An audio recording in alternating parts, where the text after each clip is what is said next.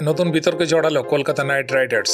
25 কোটি 20 লক্ষ টাকায় দলে নেওয়া অস্ট্রেলিয়া তারকা অলরাউন্ডার ক্যামেরন গ্রিনকে ঘিরে এবার সরাসরি টানাপোড়েন কেকেআর এবং ক্রিকেট অস্ট্রেলিয়ার মধ্যে। মুম্বাই ইন্ডিয়ান্সের বিরুদ্ধে রোমাঞ্চকর ম্যাচে 220 রান করেও হারতে হয়েছে কলকাতাকে।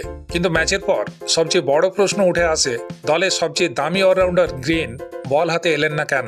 পুরো ম্যাচে এক বলও করতে দেখা যায়নি তাকে। ম্যাচ শেষে এই প্রশ্ন করা হলে কেকেআর অধিনায়ক অজিঙ্কা রাহানে খানিকটা রহস্য রেখে বলেন, এই প্রশ্নটা ক্রিকেট অস্ট্রেলিয়াকে জিজ্ঞাসা করুন।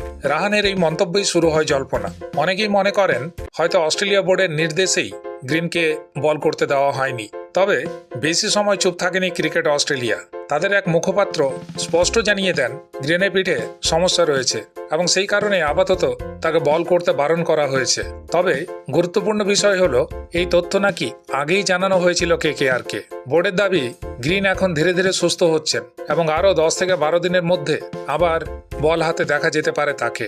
শুধু আইপিএলেই নয়, এর আগেও টি-20 বিশ্বকাপের সময় গ্রিনকে বল করতে দেখা যায়নি। এমনকি বিশ্বকাপের পর শেফিল্ড শিল্ডেও তিনি কেবল ব্যাটার হিসেবেই খেলেছিলেন। তাই ক্রিকেট অস্ট্রেলিয়ার বক্তব্য পরিষ্কার, গ্রিনের অবস্থা নিয়ে কেকেআর সবই জানত। এখন এই বিষয় নিয়ে নতুন করে বিতর্ক তৈরি হওয়ায় ক্রিকেট মহলে প্রশ্ন উঠছে, এটা কি শুধুই ভুল বোঝাবুঝি নাকি আইপিএলের চাপেই বাড়ছে টানাপোড়েন?